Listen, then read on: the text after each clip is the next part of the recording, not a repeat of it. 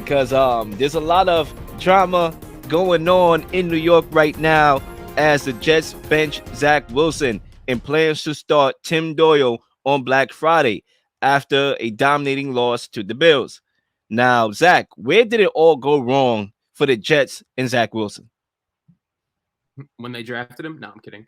I think when you look at this Jets team, that it's been a really rough go of it lately, especially the last couple games. And I think on Sunday in Buffalo was really the moment where we realized, like, man, as good as this defense has been so far, they've had enough. And honestly, I can't blame them. I saw a lot of people, bashing the Jets defense, bashing Sauce Gardner for a couple penalties.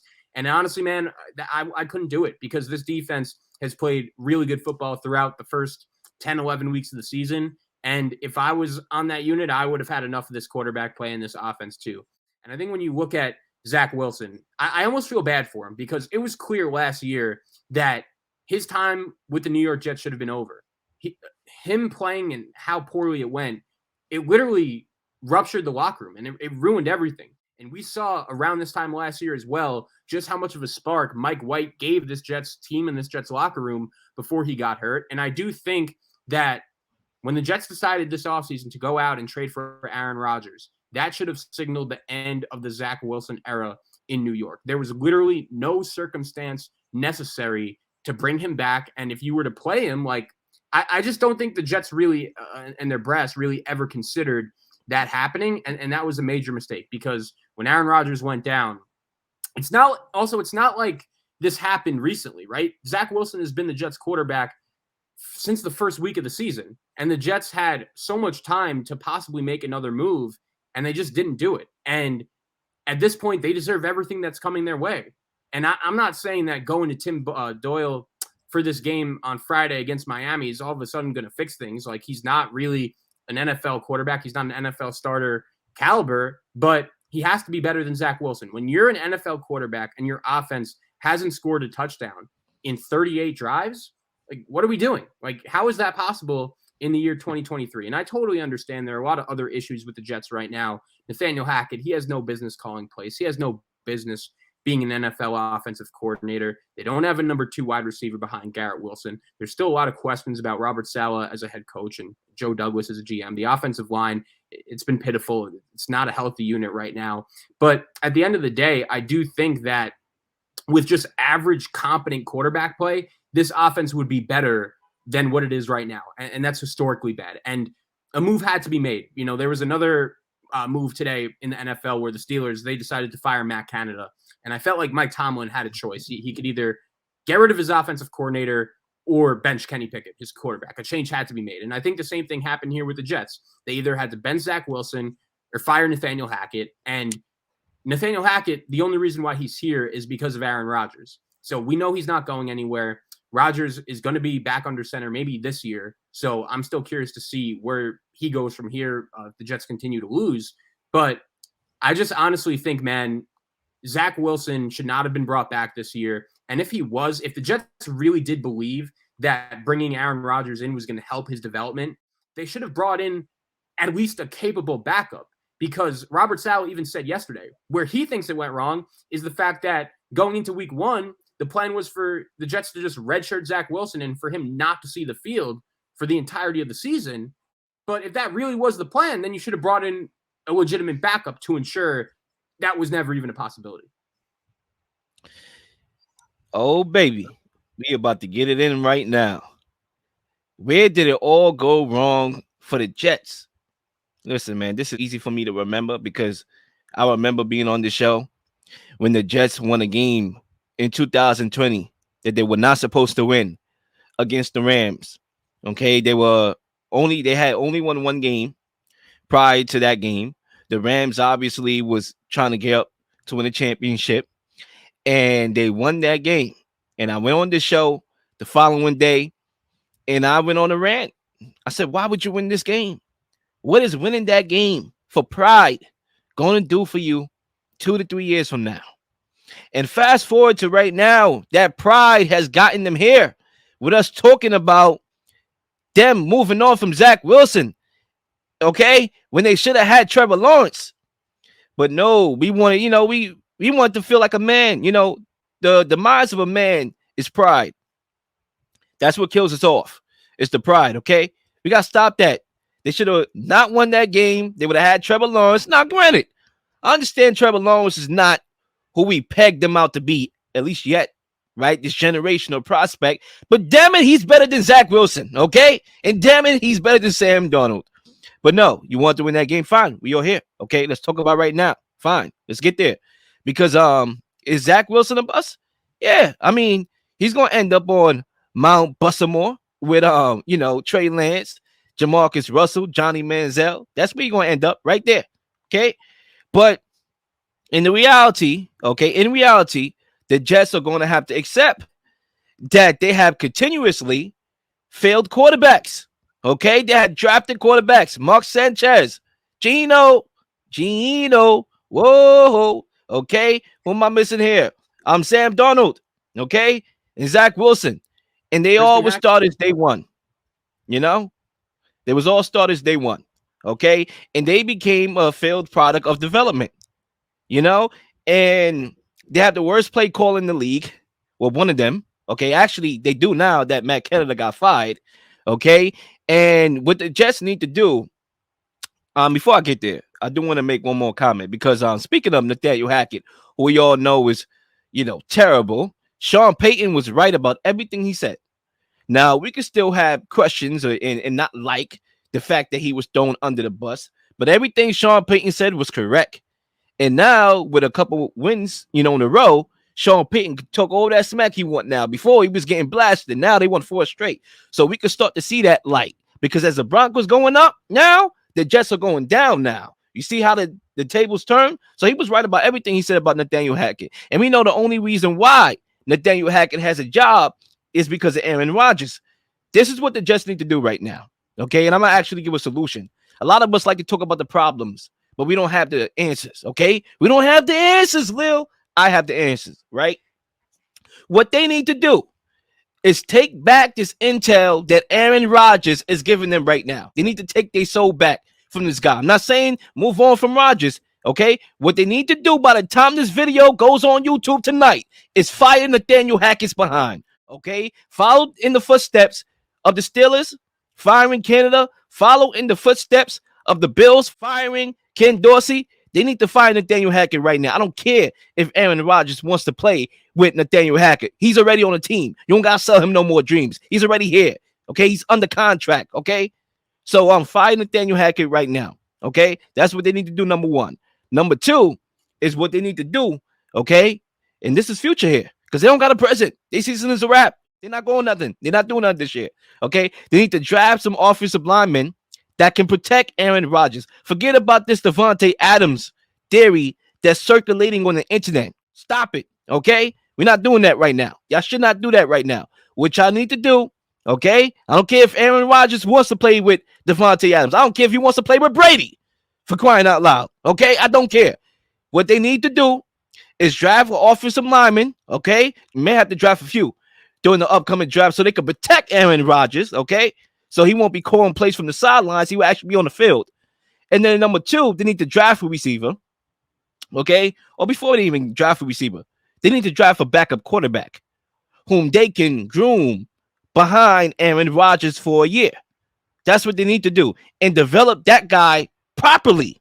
Okay? So they can fix what they've been doing and messing up these quarterbacks from day one. They need to stop that. And another thing, real quickly here, before I end my first lap.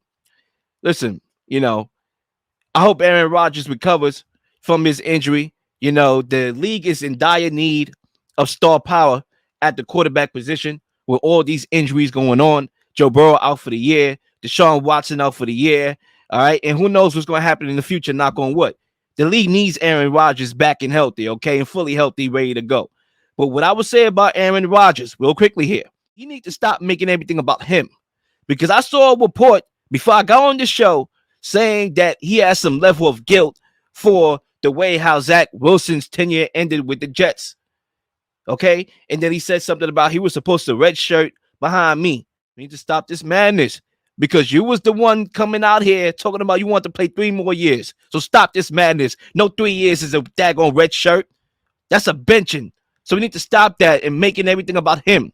And the Jets need to stop making everything about him. They need to fire Nathaniel Hackett's behind. By the time this video goes up on YouTube, they need to do the things I say if they want to be able to recover from this, because they owe it to the defensive side of the ball, who's been playing their ass off for the last 2 years. They need to do it. So that's my first lap.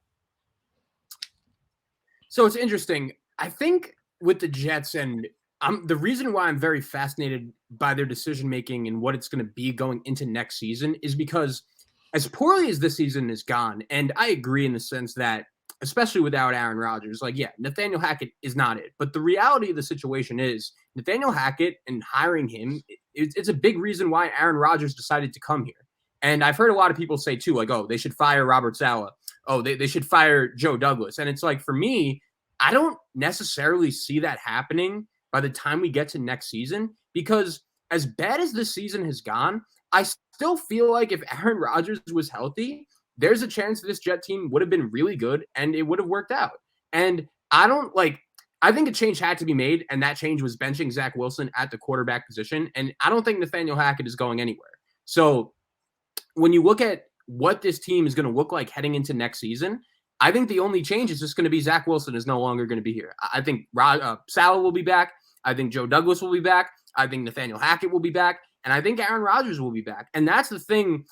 And this injury happening so early in the season, it just leaves us with a ton of question marks. Like, the only thing we really know right now is that Zack Wilson isn't it. He's not the answer, and he should not be back in a Jets uniform next year. And hopefully he doesn't another. And Alan Lazard is not it. And Randall Cobb is not it. All these Rodgers disciples that y'all got stealing money because y'all want to please this cat is not it either. So I don't care if Rodgers come back and then y'all think all of a sudden they're going to be Hall of Famers. Now it's not going to happen. Now, what happens if there's because you already wasted 1 year of Aaron Rodgers. He's only getting older and he's coming back from injury. Let's say hypothetically he plays for a year or maybe 2 years at best. But let's say a year, right? Okay, you keep Nathaniel Hackett around to coach him for a year. Then what happens if y'all make the playoffs and lose, and Rodgers retire? We're going to keep Hackett. We're going to fire Hackett after they won a playoff game, So they need to get rid of Hackett because he's not a good play caller. And Rodgers is not going to be here forever. So if y'all do hypothetically win something, whether it be a playoff game or two, whether it be a Super Bowl with Aaron Rodgers, you're not firing Hackett after that. So they got to move on from this cat. I'm not saying I disagree. I just don't see it happening. Like, you know what I mean? Like there's no shot. And that's the Jets' problem, bro, And they're another one, like the Steelers, riding this loyalty thing, right now. When Zack Wilson was past due. I'm not saying that the call, yes, right now he's a bust. We have to call him that because he has shown us nothing that's going to determine us otherwise. We got to go with the facts. We got to go with the record, even though there's other exterior factors that go into that, like offensive line, wide receivers. We get it. But when you talk about the quarterback going forward, in Black Friday, whoever's going to play, I think it's going to be Tim Doyle. Okay. If I was, Robert Saleh, I would have Tim Doyle and Trevor Siemian doing rock, paper, scissors. Whoever wins the best out of three will get the job. I mean, come on. Because clearly, we think they're going to succeed, with this team. It's not going to happen. But with that being said, in regards to Zack Wilson in particular, and then I pass the mic over to you, is that, I think he will have an opportunity to go elsewhere and sit on the bench and learn and develop the proper way. Now, is this going to mean he's going to be the next Geno Smith? Maybe not. But guess what? Geno was in the same conversation a couple years ago that we're having right now. Where did it go wrong for Geno and the Jets? Okay, he got punched in the face and all that. Buried on the bench for years. Forgotten about. 10 years. Okay, forgotten about. And he linked up with Pete Carroll. Pete Carroll resurrected his career. And guess what? He's no longer a bust. Matter of fact, in Geno we trust. So is it going to be the same thing with Zack Wilson? We don't know. But I'm actually happy for Zack Wilson that he can get away from this organization, when that time comes for him to get another opportunity to show why the Jets are a dysfunctional franchise, with all due respect.